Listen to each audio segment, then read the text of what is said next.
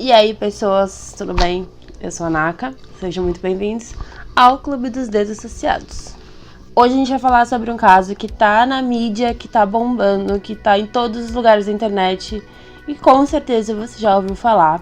Hoje eu vou explicar um pouquinho da história, de quem é e do que anda acontecendo com a Flor de Lis.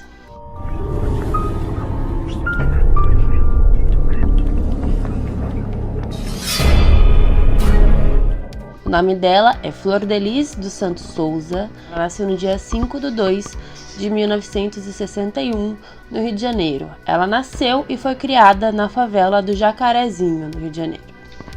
Durante a adolescência, ela sempre se envolveu muito com crianças e adolescentes, principalmente viciados em drogas, prostituição e coisas do tipo. Então, até quando ela era adolescente, ela já ajudava essas crianças. Ela chegou até a montar uma creche na própria casa dela quando ela era novinha. Ela se formou como professora em 1979 e em 1993 ela adotou cerca de 37 crianças que sobreviveram à chacina do Candelário, lá no Rio de Janeiro também. Além disso, ela tinha 4 filhos biológicos. Essa parte dos filhos a gente vai falar um pouquinho depois. Isso aí é só pra gente deixar já se preparando para o pior. Em 2009, a história dela virou filme. O filme se chamava Flor de Lis, Basta uma Palavra para Mudar. Esse filme teve vários artistas famosos, Bruna Marquezine, Marcelo Antonioni, Letícia Spiller. Nenhum deles cobrou cachê e todo o dinheiro do filme foi arrecadado para a criação e a sustentação de um centro de reabilitação de jovens viciados em drogas. Ela já tinha iniciado uma carreira como cantora gospel, porém, logo depois do filme, em 2010, ela foi contratada pela gravadora MK Music. Em 2008, ela foi eleita deputada federal do Rio de Janeiro e ela foi a mulher mais votada desse ano. Então aí a gente já sabe um pouquinho da fama dela, da onde que vem a fama dela. E agora a gente vai pra história amorosa, vamos lá. Em 1993, ela conheceu o Anderson, que até então era um adolescente, um pastor adolescente. Ela conheceu enquanto ele pregava lá na favela onde ela morava. Então, logo o Anderson começou a frequentar a casa da Flor de Lis e ele, mais 4 adolescentes, foram adotados, segundo a polícia, ilegalmente.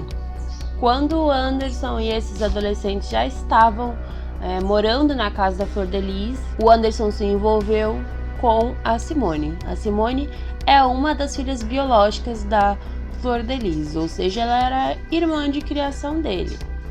Eles namoraram por algum tempo e depois terminaram.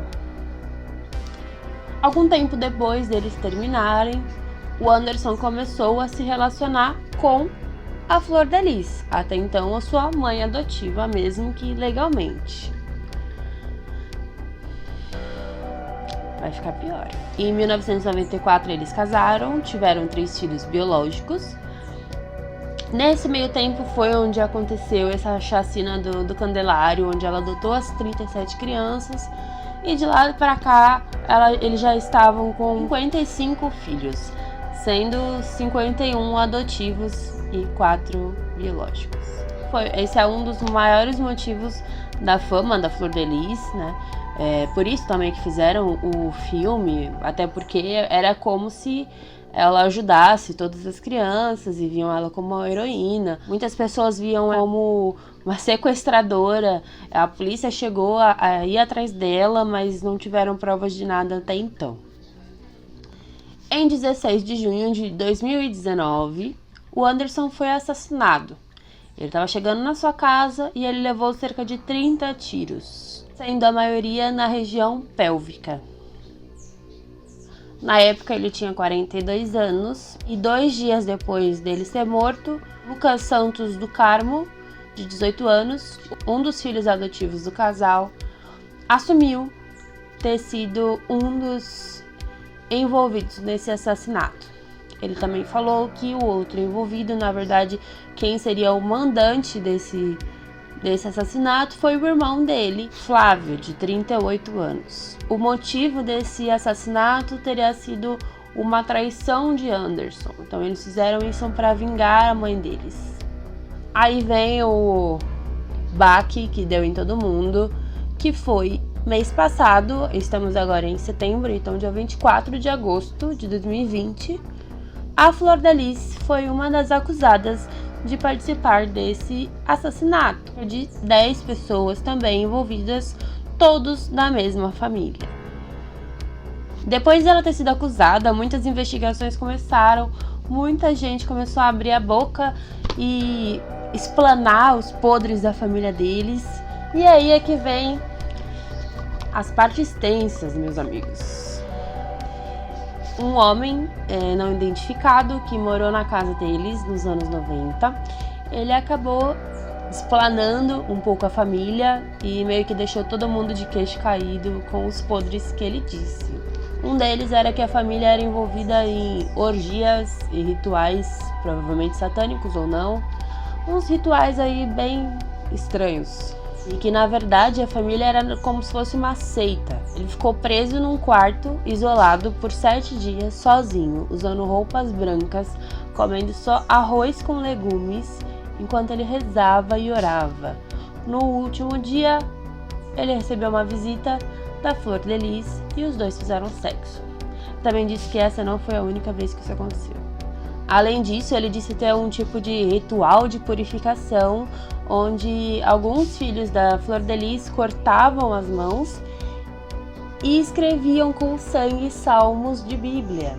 E um outro ritual onde o Anderson ficava nu no meio de um círculo com giz, enquanto as pessoas rezavam e oravam em volta dele, e a Flor de Lis fazia como se fosse uma oferenda dele. Para quem essa oferenda a gente não sabe, mas... Então aí a gente vê que a vida sexual deles era um pouquinho agitada, né? Era um pouquinho diferente do que eles mostravam na mídia, assim, o pastor, a deputada, gospel, enfim. Com certeza ela nega estar envolvida nisso, ela diz que a verdade vai prevalecer, só que as coisas não estão andando muito a favor dela nesse caso. Muitas testemunhas estão aparecendo e falando sobre a vida deles. Muita gente fala que tanto a Flor de Lis quanto o Anderson, eles se envolviam sexualmente com os filhos deles, que os filhos se envolviam sexualmente entre eles e que na verdade não era nada do que eles mostravam para a mídia. Inclusive, uma dessas testemunhas disse que esses primeiros filhos, os primeiros 5 filhos lá, os adolescentes, que ela adotou junto com o Anderson, eles são meio que os privilegiados. Assim, que na verdade todas as crianças que vieram depois deles, eles acabam comendo o básico, normalmente só arroz e legumes, do mesmo jeito que o cara falou lá na seita, que na verdade eles só mostravam ser pais quando tinha alguma câmera na frente, que eles nunca foram pais de verdade. Inclusive, disseram que ela, a Flor de Lis, ela conversa com esses filhos, os privilegiados, na língua do P. Essa língua do P era muito famosa nos anos 70, nos anos 70 a 90, mais ou menos. Muita gente nova hoje em dia não vai saber. Eu mesma não sei muito bem, mas eu sabia quando era pequena. Mas provavelmente você sabe do que eu tô falando. Antes desse assassinato, o Anderson já teria sofrido outras tentativas de morte, né? No caso, por envenenamento. Esse envenenamento teria sido feito pela Flor de Lis, pela Simone e pela Marzi, que é uma das filhas também dela. Inclusive, foram encontrados uma troca de mensagens da Flor de Lis com um dos filhos, chamado André, onde ela falava, pelo amor de Deus, para dar um fim nisso. Ainda falava que ela não aguentava mais ter esse traste. Ela é apontada como a mandante do crime, além de todas essas polêmicas que estão saindo sobre ela. Ainda falaram também que, na verdade, ela que comprou a arma e não um dos filhos que assumiu. Então tá sendo bem polêmico. Por enquanto ela ainda não tá presa, porque como ela é deputada federal, ela não pode ir presa. Ela tem imunidade parlamentar. Mas o presidente do PSD já declarou que ela vai ser desfiliada do partido. O caso ele tá com cerca de 11 acusados, sendo todos da mesma família, todos os filhos adotivos, a biológica e a própria Flor de Lis. Enquanto isso, ela segue solta, fazendo várias entrevistas. Quando ela for presa, se ela for presa, ela vai ser acusada, ela e os filhos, de homicídio triplamente qualificado. Então é isso, esse vídeo eu acho que vai ser bem rapidinho. Foi bem uma história mesmo, porque eu mesma não sabia quem era ela. Eu tava bem boiando nessas notícias novas, mas eu comecei a procurar e realmente é muita podridão para uma família só. E eu quero saber de vocês, o que vocês acham, se ela é culpada, se ela não é, são os filhos, se tudo não passa de coincidência, ou se estão querendo armar para ela. Qual que é a sua opinião sobre esse caso? Então, ajuda a gente, curte esse vídeo, compartilha, se inscreve. Agora, além do Twitter, a gente também tem uma página no Facebook e lá eu tô postando alguns resumos sobre os casos daqui. Lá não é completo, aqui é, então um complementa o outro.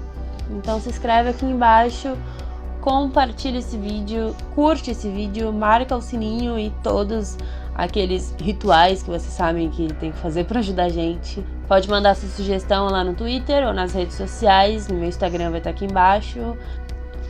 Fora do canal eu fiz uma página onde eu posto sobre casos criminais, casos sobrenaturais, etc.